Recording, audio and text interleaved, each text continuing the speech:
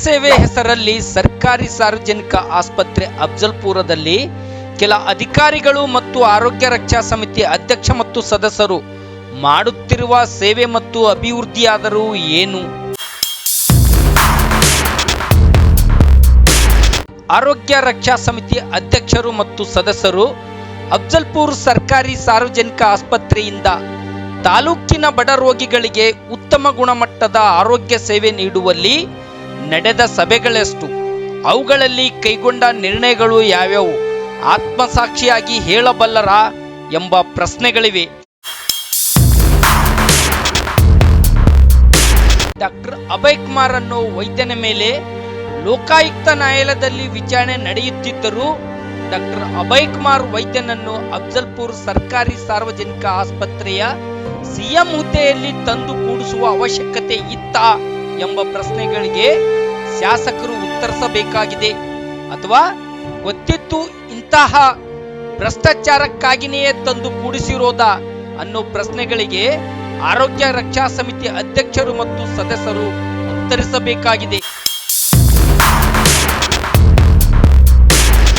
ಶಿವಕುಮಾರ್ ನಾಟಿಕರ್ ಆರೋಪ ಮಾಡಿರುವ 77 ಲಕ್ಷಕ್ಕಿಂತ ಅಧಿಕ ಹಣ ಭ್ರಷ್ಟಾಚಾರದ ಕುರಿತು ಆರೋಗ್ಯ ರಕ್ಷಾ ಸಮಿತಿ ಅಧ್ಯಕ್ಷರು ಸದಸ್ಯರು ತಮ್ಮ ಅಭಿಪ್ರಾಯ ತಿಳಿಸುತ್ತಿಲ್ಲ ಯಾಕೆ? ಅಫ್ಜಲ್ಪುರ್ ತಾಲೂಕಿನಲ್ಲಿ ಕುಂಭಕರ್ಣ ನಿದ್ದೆಯಲ್ಲಿರುವ ಬಿಜೆಪಿ ಪಕ್ಷದವರು ಆರೋಗ್ಯ ರಕ್ಷಾ ಸಮಿತಿ ಅಧ್ಯಕ್ಷ ಮತ್ತು ಸದಸ್ಯರ ಅಧ್ಯಕ್ಷತೆ, ಆಡಳಿತ ಮತ್ತು ಭ್ರಷ್ಟಾಚಾರದ ಕುರಿತು ಬಹಿರಂಗ ಪ್ರತಿಭಟನೆ ಹಮ್ಮಿಕೊಂಡು ಭ್ರಷ್ಟಾಚಾರದ ದೂರು ದಾಖಲಿಸುವರೇ?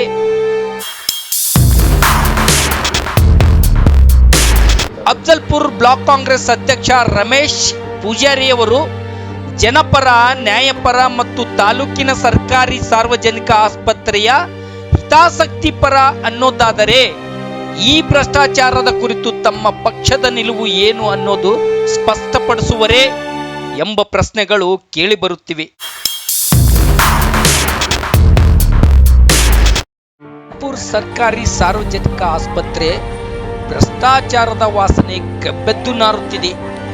ಇದಕ್ಕೆ ಲಂಗು ಲಗಾಮು ಹಾಕಬೇಕಾಗಿದ್ದ ಆರೋಗ್ಯ ಸುರಕ್ಷಾ ಸಮಿತಿಯ ಅಧ್ಯಕ್ಷರು ಮತ್ತು ಶಾಸಕರಾದ ಎಂ.ಐ. ಪಾಟೀಲರಾಗಲಿ ಸದಸ್ಯರಾಗಲಿ ಈ ಆಸ್ಪತ್ರೆಯಲ್ಲಿನ ಗಬ್ಬೆದ್ದ ಭ್ರಷ್ಟಾಚಾರದ ವಾಸನೆ ಮೂಗಿಗೆ ತಾಗಿದೆಯೋ ತಾಗಿಲ್ಲವೋ, ಅಥವಾ ತಾಗಿದ್ದು ತಾಗಿಲ್ಲದಂತೆ ನಟಿಸುವ ನಾಟಕನು?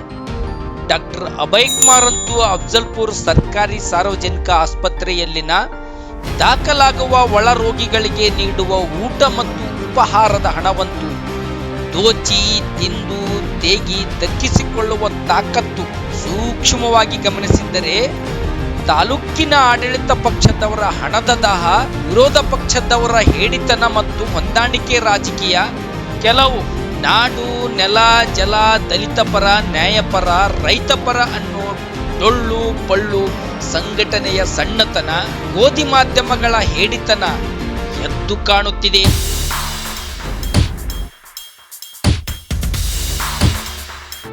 ಹೀಗಾಗಿ ನಮ್ಮ ನಾಡಿನ ಘನತವೆತ್ತ ಲೋಕಾಯುಕ್ತರು ಇದನ್ನ ದೂರು ಎಂದು ಪರಿಗಣಿಸಿ ಸ್ವಯಂ ದೂರು ದಾಖಲಿಸಿ ಸರ್ಕಾರಿ ಸಾರ್ವಜನಿಕ ಆಸ್ಪತ್ರೆ ಅಫ್ಜಲ್ಪುರದಲ್ಲಿನ ದಾಖಲಾದ ಒಳ ರೋಗಿಗಳಿಗೆ ನೀಡುವ ಊಟ ಮತ್ತು ಉಪಹಾರದ ಸಮಗ್ರ ತನಿಖೆ ಮಾಡಿ ಈ ಭ್ರಷ್ಟಾಚಾರದಲ್ಲಿ ಭಾಗಿಯಾದ ರಾಜಕೀಯ ವ್ಯಕ್ತಿಗಳ ಮತ್ತು ಭ್ರಷ್ಟ ಅಧಿಕಾರಿಗಳಿಗೆ ಕಾನೂನು ಎಕ್ಕಡದ ಏಟು ನೀಡಲಿ. ಅಷ್ಟೇ ಅಲ್ಲ, ಸಾರ್ವಜನಿಕರ ತೆರಿಗೆ ಹಣ ದೋಚಿದಷ್ಟು ಈ ಭ್ರಷ್ಟರಿಂದ ವಸೂಲಿ ಮಾಡಿ ಮರಳಿ ಸರ್ಕಾರದ ಬೊಕ್ಕಸಕ್ಕೆ ಬರಸಲಿ ಎಂಬ ಸದುದ್ದೇಶದಿಂದ ಈ ವರದಿ ಪ್ರಸಾರ ಮಾಡುತ್ತಿದ್ದೇವೆ. ಈ ವರದಿ ಯಾರು ಗಮನಿಸುತ್ತಾರೋ ಇಲ್ಲವೋ ಗೊತ್ತಿಲ್ಲ. ಈ ದೇಶದ ಘನತವೆತ್ತ ಲೋಕಾಯುಕ್ತ ನ್ಯಾಯಾಧೀಶರು ಗಮನಿಸಿ ಆಲಿಸಿ ಕಾನೂನು ಕ್ರಮ ಕೈಗೊಳ್ಳಲಿ ಎಂದು ಪೆನ್ ಪಾಯಿಂಟ್ ನ ಸಾರ್ವಜನಿಕ ಹಿತಾಸಕ್ತಿ ಕೂಡ ಹೌದು, ಒಪ್ಪಿಸಿಕೊಳ್ಳಿ.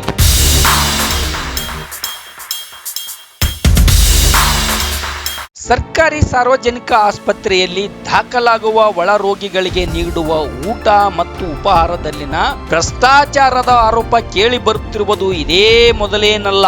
ಈ ಹಿಂದೆಯೂ ಇದೇ ಡಾಕ್ಟರ್ ಅಭಯ್ ಕುಮಾರ್ ಅನ್ನೋ ವೈದ್ಯನ ಮೇಲೆ ಇದೇ ಆಸ್ಪತ್ರೆಯಲ್ಲಿ ದಾಖಲಾಗುವ ಒಳ ರೋಗಿಗಳಿಗೆ ಊಟ ಮತ್ತು ಉಪಹಾರ ನೀಡಿರುವುದಾಗಿ ಕೊಟ್ಟಿ ದಾಖಲೆಗಳನ್ನು ಸೃಷ್ಟಿಸಿ ಅಕ್ರಮವಾಗಿ ಹಣ ಸೆಳೆದಿರುವ ಸ್ಪಷ್ಟ ದಾಖಲೆಗಳು ಇರೋ ಇತಿಹಾಸವಿದೆ.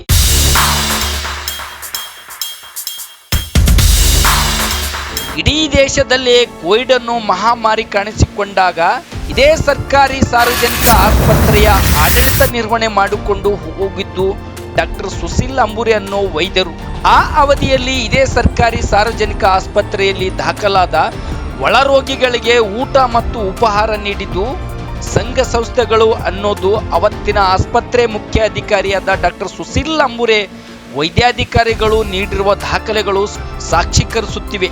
ದುರಂತವೆಂದರೆ ಡಾಕ್ಟರ್ ಸುಶೀಲ್ ಅಂಬುರೆ ವರ್ಗಾವಣೆ ನಂತರ ಬಂದ ಡಾಕ್ಟರ್ ಅಭಯ್ ಕುಮಾರ್ ಅನ್ನೋ ಹಣದ ಹಸುವಿನ ವೈದ್ಯ ಮತ್ತು ಜ್ಯೋತಿ ದೇಸಾಯಿ ಅನ್ನೋ ಅಧಿಕಾರಿಗಳು ಕೋವಿಡ್ ಸಮಯದಲ್ಲಿ ಸರ್ಕಾರಿ ಸಾರ್ವಜನಿಕ ಆಸ್ಪತ್ರೆಯಲ್ಲಿ ದಾಖಲ ರೋಗಿಗಳಿಗೆ ಊಟ ಮತ್ತು ಉಪಹಾರ ನೀಡಿದ್ದೇವೆ ಎಂದು ಸುಮಾರು 19 ಲಕ್ಷಕ್ಕಿಂತಲೂ ಅಧಿಕ ಹಣ ಕೊಟ್ಟಿ ದಾಖಲೆಗಳನ್ನು ಸೃಷ್ಟಿಸಿ ಅಕ್ರಮವಾಗಿ ಹಣ ಸೆಳೆದಿರುವ ದಾಖಲೆಗಳು ಲೋಕಾಯುಕ್ತ ಕಾರ್ಯಾಲಯದಲ್ಲಿ ತನಿಖೆ ನಡೆಯುತ್ತಿದೆ.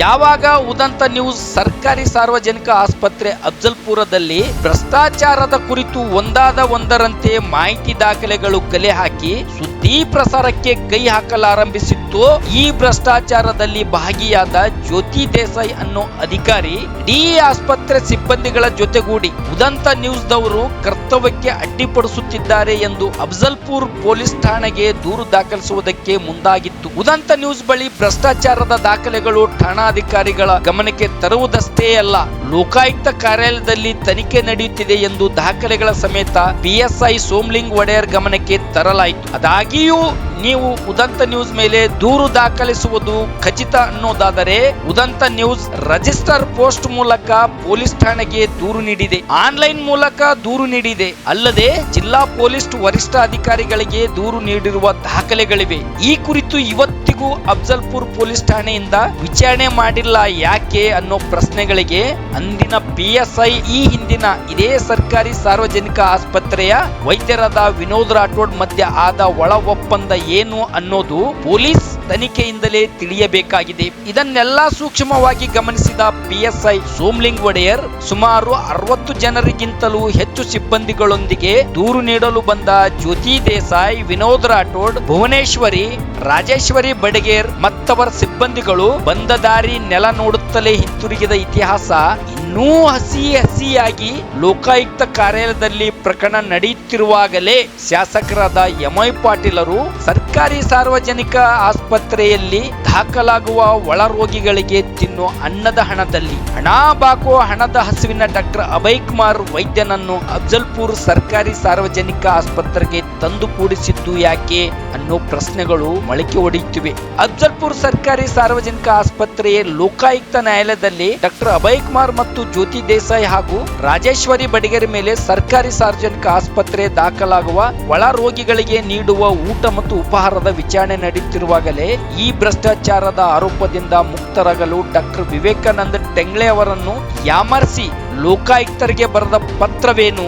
ಈ ಕುರಿತು ವಿವೇಕಾನಂದ ಟೆಂಗ್ಳೆ ಹೇಳೋದು ನಿನಗೆ ಆ ದಾಖಲೆ ಬಗ್ಗೆದಾಗ ಯಾಮರ್ಸರ್ ಅಂತ ಅನ್ನೋದು ನಿಮ್ಗೆ ಕನ್ಫರ್ಮ್ ಆಗ್ಯದ ಸರ್? ಕನ್ಫರ್ಮ್ ಆದಂಗೆ ಹೇಳೋದೇನು, ಇದು ಲೋಕಾಯುಕ್ತರಿಗೆ ನೀವು ಇದು ಲೋಕಾಯುಕ್ತರ ಗಮನಕ್ಕೆ ತರಲಿಕ್ಕೆ ಪ್ರಯತ್ನ ಮಾಡ್ತೀರಾ? ಹೇಗೆ ಮಾಡ್ತೀನಿ, ಬಿಲ್ಕುಲ್ ಮಾಡ್ತೀನಿ, ಈಗಂತೂ ಮಾಡೇ ಮಾಡ್ತೀನಿ. ಈ ವಿಡಿಯೋ ಫುಟೇಜ್ನ ಅವ್ರಿಗೆ ಕೊಡ್ಬೋದಲ್ಲ ಸರ್? ಕೊಡ್ಬೋದು. ಓಕೆ. ಇಂಥ ಹಲವು ಪ್ರಶ್ನೆಗಳಿಗೆ ಶಾಸಕರು ಮತ್ತು ಶಾಸಕರ ಸುಪುತ್ರ ಅರುಣಕುಮಾರ್ MI ಪಾಟೀಲರ ಗಮನಕ್ಕೆ ಇರಲಿಲ್ಲವೇ? ಅಥವಾ ಬಡ ರೋಗಿಗಳಿಗೆ ನೀಡುವ ಊಟ ಮತ್ತು ಉಪಹಾರದಲ್ಲಿನ ಹಣ ಬಾಕುತ್ತಿದ್ದರೂ ಶಾಸಕರಾಗಲಿ ಶಾಸಕರ ಸುಪುತ್ರರಾದ ಅರುಣಕುಮಾರ್ MI ಪಾಟೀಲರಾಗಲಿ ಅಥವಾ ಆರೋಗ್ಯ ರಕ್ಷಾ ಸಮಿತಿ ಸದಸ್ಯರಿಗೆ ಗೊತ್ತಿಲ್ಲವೇ ಅನ್ನೋ ಪ್ರಶ್ನೆಗಳು ಚಿಗುರೊಡೆಯುತ್ತಿವೆ.